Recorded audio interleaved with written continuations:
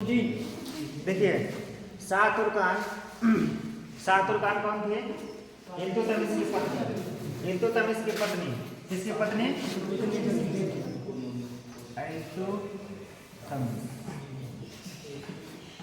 इल्तुतमिश। ठीक है। अब देखिए इल्तुतमिश की मृत्यु हो जाती है। मृत्यु कब होती है? 1236। कब होती है? 1236 ईस्वी में निपटारा हो गया। तो अब देखिए इसकी शादी हुई थी। इसकी पत्नी का नाम हम बोले तो पत्नी कौन थी? पत्नी थी शाहतुर्कान।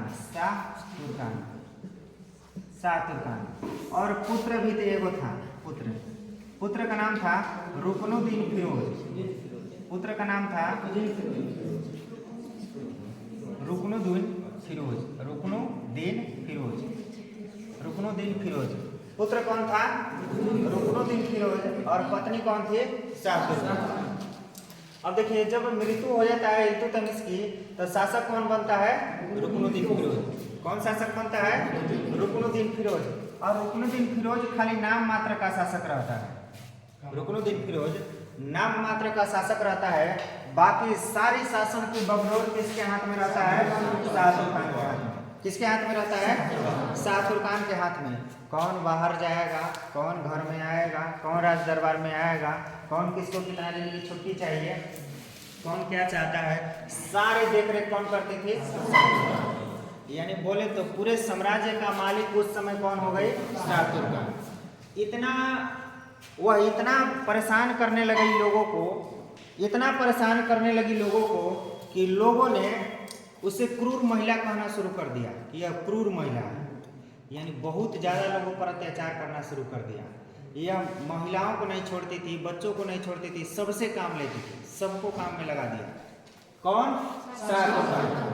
और वहाँ पर जो अमीर थे, वहाँ के जो तुर्की अमीर थे, जो लोगों को राजा बनाने का काम करते थे और राजा को हटाने का भी काम करते थे, वह क्या करते हैं कि रुकनुद्दीन फिरोज को गद्दी से हटा दिए। बोले हटो, तुम्हारे चलते तुम्हारी माँ शासन ढा रही है, सभी लोगों पर हुकूमत चला रही है। इसीलिए क्या करते हैं कि रुकनुद्दीन फिरोज को जैसे ही राजा बनता है वैसे ही हटा देते हैं। उसको क्या करते हैं? हटा देते हैं। यानी कब राजा बनता है? 1236 ईस्वी में। इल्तुतमिश की मृत्यु कब होती है?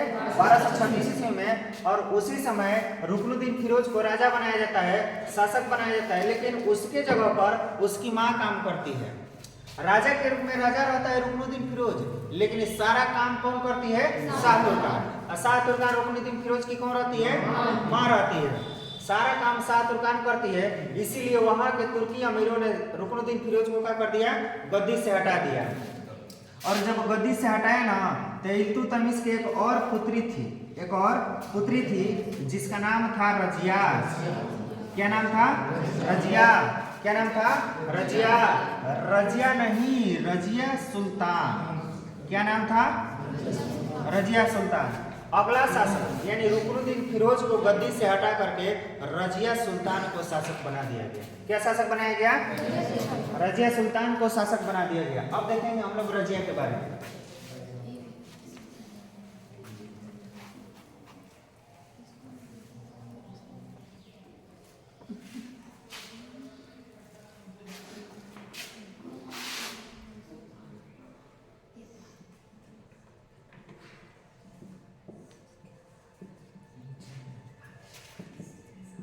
रजिया सुल्तान कब शासक बनती है? 1236। कब बनती है? 1236। कहाँ तक पहुँचती है? 1240 से 1240। ठीक है। अब देखिए क्या होता है कि यह राजा बन गई। कौन राजा बन गई? रजिया सुल्तान। यह महिला थी कि पुरुष था? महिला थी। कौन थी? महिला थी। यानी महिला थी। यह किसकी बेटी थी? इल्तुतमिश की। पूछता है कि रजिया सुल्तान किसकी पुत्री थी? इल्तुतमिश की। किसकी पुत्री थी? इल्तुतमिश की। यह जैसे ही राजा बनती है, जैसे ही शासक बनती है, वैसे ही राजा के ड्रेस में आती है। किसके ड्रेस में? राजा के ड्रेस में आती है, यानी पुरुषों की तरह आती है कपड़ा पहनकर। किसके तरह? पुरुषों की तरह कपड़ा पहन करके आती है, यानी बोले तो सर पे मुकुट रहता है, सर पे मुकुट रहता है और बॉडी पे सुरक्षा कवच रहता है। सर पे मुकुट और बॉडी पे सुरक्षा कवच रहता है, सुरक्षा कवच रहता है। लेकिन यह मुस्लिम महिला थी। कौन महिला थी? मुस्लिम महिला थी। और दिल्ली सल्तनत का क्या बनी थी? शासिका बनी थी। शासक नहीं, शासिका बनी थी। क्या बनी? शासिका बनी। यानी पूछता है कि दिल्ली साम्राज्य की प्रथम मुस्लिम महिला शासिका कौन बनी थी? रजिया सुल्तान। कौन बनी? रजिया सुल्तान बनी। और यह पुरुषों की तरह टोपी पहन कर आने लगी, यानी मुकुट पहन के आने लगी और सुरक्षा कवच पहन करके आने लगी। लेकिन मुस्लिम महिलाओं को यह अनुमति नहीं थी कि आप बिना नकाब के, बिना हिजाब के कहीं जा सके उस समय। बात समझ रहे हैं? तो यह पुरुषों की तरह जब खुले मुंह से आने लगी तो वहाँ के जो तुर्की अमीर थे वह इस बात पर नाराज हो गए और इसके विरुद्ध होने लगे। उन लोगों ने समझाया कि देखो तुम एक मुस्लिम महिला हो, इस तरह का ड्रेस तुम्हें शोभा नहीं देता है, यह ड्रेस तुम्हें धार्मिक आदेश नहीं देता है पहनने का। लेकिन वह कहती है कि नहीं, हम एक राजा हैं, हम एक शासक हैं, हम शासक की तरह यानी शासक वाला ड्रेस में ही आएंगे। कौन बोलती है? रजिया बोलती है। यानी वहाँ के लोगों के बातों का यह विरोध कर देती है कि हमारा मर्जी, हम राजा हैं, हम इसी तरह के वस्त्र पहन करके आएंगे। इतना बात क्लियर हुआ? फिर उसके बाद में क्या होता है कि मस्जिदों पर मुस्लिम महिलाओं को जाने पर प्रतिबंध लगा था। लेकिन यह जब राजा बनती है तो महिलाओं को लेकर के, कुछ महिलाओं को और अपने साथ लेकर के यह मस्जिद पर चली जाती है जहां नमाज पढ़ा जाता है, जो कि महिलाओं को जाना वहां पर वर्जित रहता है। और यह महिलाओं को लेकर के मस्जिद पे चली जाती है और इसका भी विरोध वहां के तुर्की शासकों ने किया, तुर्की मंत्रियों ने किया। लेकिन यह बोली कि नहीं, हम राजा हैं, हम बंधन में नहीं रहेंगे और हमारी मर्जी, जो मर्जी है वही हम करेंगे। कौन बोलती है? रजिया सुल्तान बोलती है। इन सब बातों से वहाँ के लोगों को नगवार गुजरता है और उन लोगों ने मिल करके रजिया सुल्तान को बंदी बना लेता है और कारागार में डाल देता है। कहाँ डाल दिया?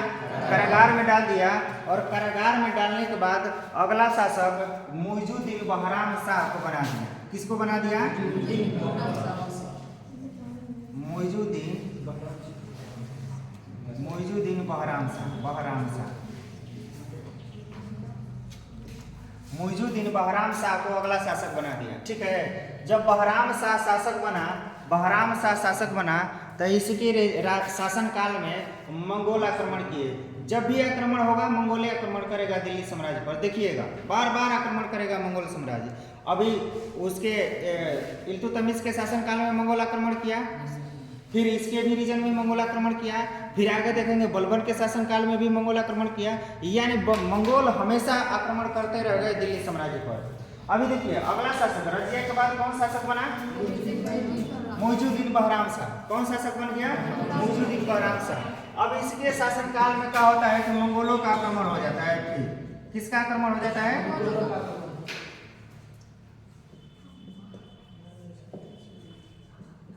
मंगोलों का आक्रमण हो जाता है। अब मंगोलों के आक्रमण से दिल्ली की रक्षा करने में यह माइनर चूक कर देता है, माइनर गलती कर देता है, जिसके कारण वहाँ के तुर्की अमीरों ने इसे क्या करते हैं? इसे हटा देते हैं। क्या करते हैं? हटा देते हैं। उधर रजिया बंदी बनल है और इधर ही शासक बनल है। उधर रजिया बंदी बनल है, इधर ही शासक बनल है। फिर क्या होता है कि रजिया किसी तरह से वहां से उन लोगों के कैद से आजाद हो जाती है और निकल करके भाग जाती है। बात समझ रहे हैं? वहां से रजिया निकल करके भागती है और भागने के बाद जाकर के अल्तुनिया के साथ मिल जाती है। किसके साथ मिलती है? अल्तुनिया के साथ मिलती है। और अल्तुनिया के साथ मिलने के बाद अल्तुनिया से शादी कर लेती है, निकाह कर लेती है। बोलती है कि नहीं, हमारा जो टारगेट है हम वही टारगेट पर अपना काम करेंगे। अल्तुनिया के साथ शादी किया और शादी करने के बाद फिर इसी के शासन काल में फिर दिल्ली पर आक्रमण किया अल्तुनिया के साथ मिलकर के। कौन? रजिया सुल्तान आक्रमण करती है। लेकिन अल्तुनिया जो था एक डरपोक राजा था। ये बोला कि नहीं नहीं आक्रमण मत करो, हम लोग को मार देगा वो लोग, मार देगा वो लोग। ये बार बार बोलता था कि नहीं आक्रमण करो, मार देगा। ये जबरदस्ती खींच के ले गई रजिया इसको, बोली कि नहीं चलो हमारे साथ, तुम हमारे पति हो, चलो हमारे साथ, हम दिल्ली पर आक्रमण करते हैं और वहाँ पर फिर से शासन करेंगे हम लोग। परंतु ये पहले ही चोटा भागने के कगार पर था कि नहीं जाओ नहीं जाओ, पहले ही मना करता था, पहले ही गोड़ खींचता था और अंत तो बतवा गया वहाँ पर, लड़ाइयों नहीं लड़ा, पहले ही भाग के चला आया, पहले ही भाग गया।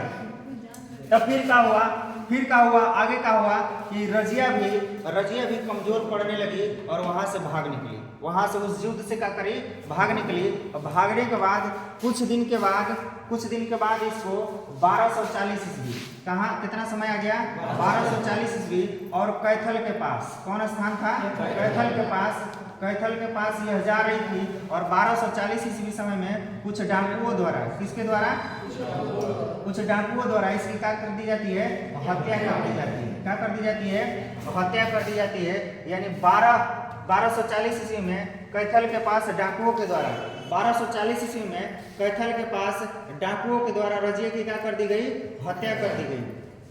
तो इस तरीका से रजिया की कहानी क्या होती है, हमारा समाप्त होती है। यानी अक्टूबर 1240 ईस्वी देता है कि अक्टूबर 1240 ईस्वी में रजिया की हत्या कर दी गई। अब कोई किताब में 13 अक्टूबर देगा, कोई किताब में 15 देगा, कोई में 20 अक्टूबर देगा।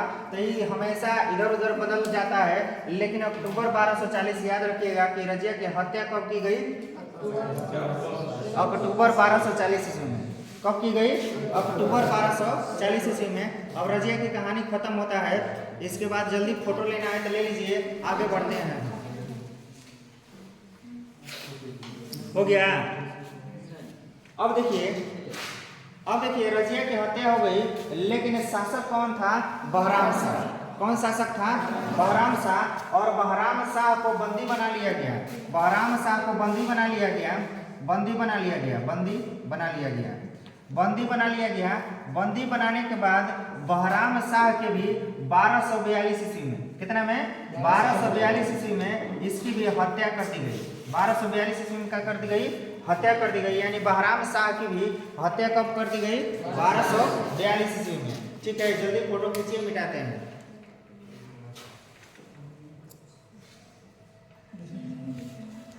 हो गया।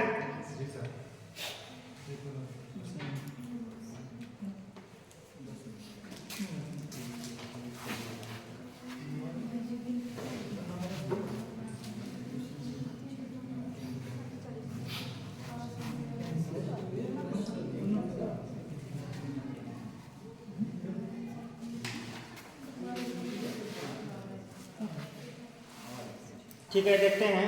अब अगला शासक जो है, बहराम शाह के बाद अगला शासक बनता है अलाउद्दीन मसूरी।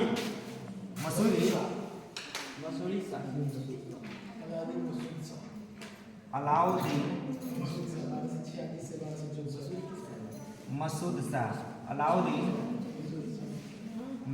शाह कौन शासक बन गया, अलाउद्दीन मसूद शाह शासक बन गया। परंतु क्या होता है कि इसके राज दरबार में, यानी बोले तो गुलाम वंश में, एक बलबन नाम का आदमी रहता था। बलबन नाम का,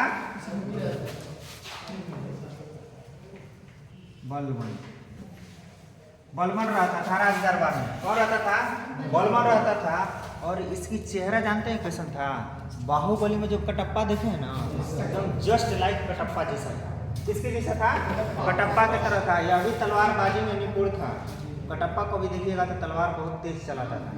ठीक है, यह भी तलवार बहुत अच्छा चलाता था। अब अलाउद्दीन मसूद शाह शासक बन गया। देखिएगा कौन शासक बना है, अलाउद्दीन मसूद शाह शासक बना है। तो इधर बलबन के पेट में दर्द होने लगा। क्या दर्द होने लगा कि भाई इतना दिन से हम राजा हैं, इतना दिन से हम शासक हैं, हम शासक नहीं बने, आई केकरा बना दिया शासक। बलबन सोच रहा है।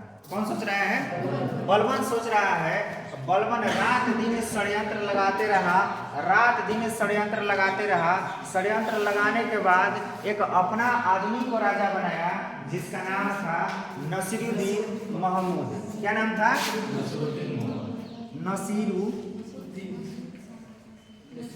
नसीरुद्दीन महमूद। क्या नाम था? नसीरुद्दीन महमूद। अब शासक कौन बन गया? नसीरुद्दीन महमूद। किसके प्रयास से? बलबन के प्रयास से। किसके षड्यंत्र से? बलबन के षड्यंत्र से। कौन राजा बन गया? अब देखिए नसीरुद्दीन महमूद शाह राजा बन गया। कौन राजा बन गया? नसीरुद्दीन महमूद शाह राजा बन गया। ये एक ऐसा लड़का था, ऐसा शासक था जो राज दरबार के बाहर में टोपी सीने का काम करता था, जूता सीने का काम करता था, यानी कि बहुत गरीब करके लड़का था, लेकिन बहुत स्मार्ट लड़का था और बहुत ईमानदार लड़का था। कौन? नसीरुद्दीन महमूद। इसीलिए बलबन ने इसको स्मार्टनेस देख करके, इसकी ईमानदारी देख करके षड्यंत्र लगा करके इसको राजगद्दी पर बैठा दिया, यानी शासक बनवा दिया। कौन बना दिया? कौन बनाया? बलबन। कौन बनाया? बलबन। फिर क्या किया? शासक जैसे ही बना, राजा जैसे ही बना, वैसे ही बलबन सोचा, वाह हमार अब आदमी तो एकदम समझिए कि दरोगा में नौकरी पा गया ना। अब सोचा कि अब तो दरोगा में नौकरी ले लिया, पूरे थाना का मालिक हो जाएगा, थाना मैनेजर कहलाएगा। अब हम अपनी बेटी की शादी उससे खुशी खुशी कर सकते हैं ना, बहुत उसके पास पैसा भी हो गया। तो क्या करता है बलबन? तो बलबन क्या करता है कि नसीरुद्दीन महमूद से अपनी बेटी की शादी कर देता है। क्या कर देता है? अपनी बेटी की शादी कर देता है नसीरुद्दीन महमूद से, और इस तरीका से बलबन जो है ससुर बन जाता है नसीरुद्दीन महमूद का। क्या बन गया? ससुर बन गया और ये जमात बन गया। कहानी कुछ आगे बढ़ती है। कुछ दिन के बाद बलबन कहता है नसीरुद्दीन महमूद से कि देखिए ना, ए बबुआ जी, हमारो बचपने से इच्छा था कि राजा बने। क्या बने? राजा बने। आप राजगद्दिया पर से हटिए और थोड़ा सा हमको भी राजा बनने दीजिए। कौन कहता है? केकरा से कहता है? नसीरुद्दीन महमूद से कहता है कि अब हटिए ना, हमको भी थोड़ा सा राजा बनने दीजिए। तो नसीरुद्दीन महमूद कहते हैं, बूढ़े दिमाग ठीक है ना? उस समय डांट के भगा दिया। फिर एक दिन रात में गया बलबन, किसके पास गया? नसीरुद्दीन महमूद के पास गया। उस बात को बेचैनी था कि हम भी राजा बने। गया रात में महमूद के पास और बोला, देखिए ना, हमको मन है एकदम राजा बनने का, अब बहाना मत कीजिए, अब हमको राजा बनाइए दीजिए। कौन बोल रहा था? बलबन बोल रहा था। तब तक बलबन बोला, अरे नसीरुद्दीन महमूद बोला कि अरे मर्द, रात सूते वाला समय है, आप रात में आके हमको जगा रहे हैं। रात में उल्लू विचरण करता है, आप भी उल्लू है क्या? क्या बोला? आप भी उल्लू है क्या? तो नसीरुद्दीन महमूद ने बलबन को क्या बोला? आप भी उल्लू है क्या बोला? उल्लू है का? इसका मतलब उल्लू नहीं बोला, उल्लू खा की उपाधि दिया। किसकी उपाधि दिया? उल्लू खां की उपाधि। उल्लू खां की उपाधि दिया। नसीरुद्दीन महमूद ने बलबन को उल्लू खां की उपाधि दिया। अब पूछता है सवाल पूछता है कि बलबन को उल्लू खां की उपाधि कौन दिया था? कौन दिया था?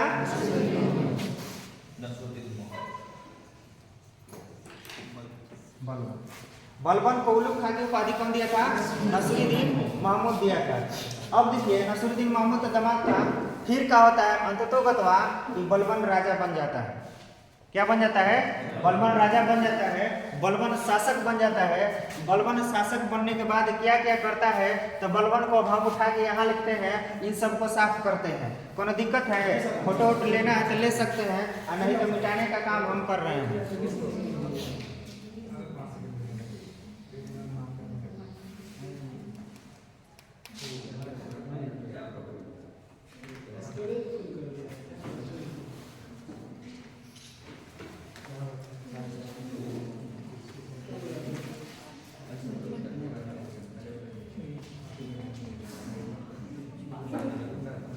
हो गया?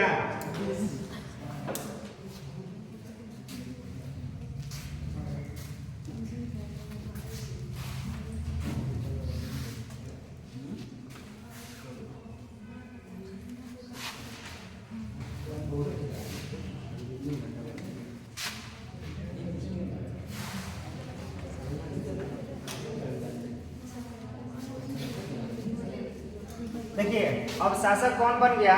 बलबन। कौन शासक बन गया? बलबन शासक बन गया।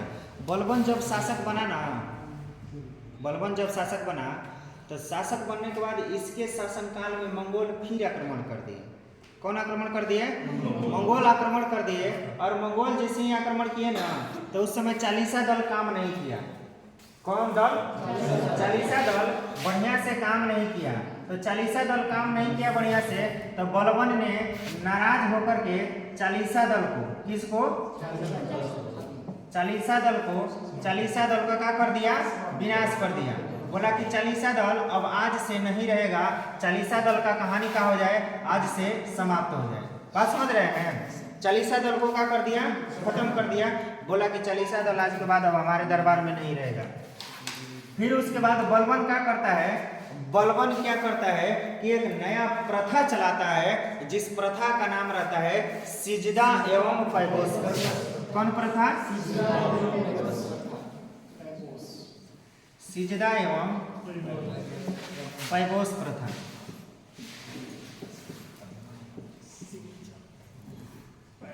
प्रथा चलाता है। कौन प्रथा? सिजदा एवं पैबोस प्रथा। अब देखिए सिजदा मतलब सर और पैबोस मतलब पैर। सिजदा मतलब सर और पैबोस मतलब पैर।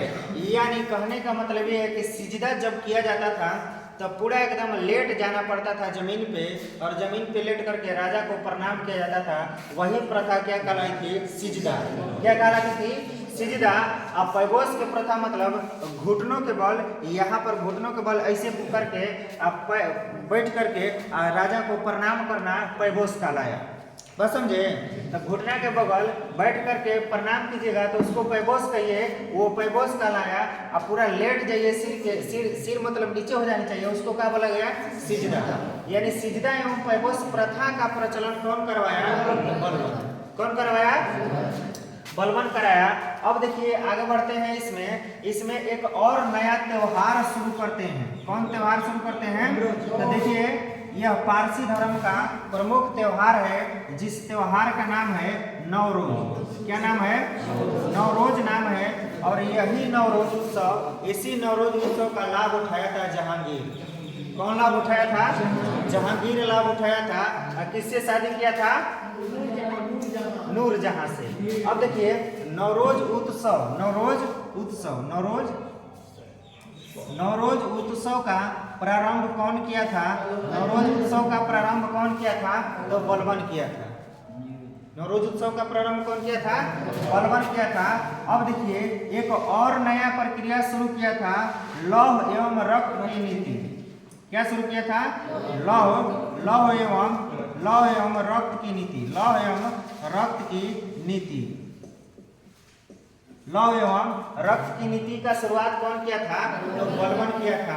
इसका मतलब यह हुआ कि कोई भी अगर शासक हमारे अगर राज दरबार पे आंख उठा के देख दे, यानी हमला कर दे, तो उसका खून पी जाओ, उसका रक्त निकाल दो, यानी उसको मार दो, जिंदा जाने मत दो। यही लौह और रक्त की नीति कहलाई थी। यानी उसे जिंदा नहीं छोड़ो, उसे मार दो। क्या कर दो? मार दो। वह जिंदा नहीं लौट के जाना चाहिए। ठीक है, इतना बात समझ में आई। क्या किया था? चालीसा दल का विनाश किया था। सिजदा एवं पैबोस प्रथा का प्रचलन करवाया था। नवरोज उत्सव प्रारंभ किया था और लौह एवं रक्त की नीति अपनाया था। लौह एवं रक्त की नीति अपनाया था। यह भी शुरुआत किया था कि जो भी आए हमारे राज दरबार में अगर आंख उठा के देख ले, यानी बुरी नजर से देख ले, उसको क्या कर दीजिए?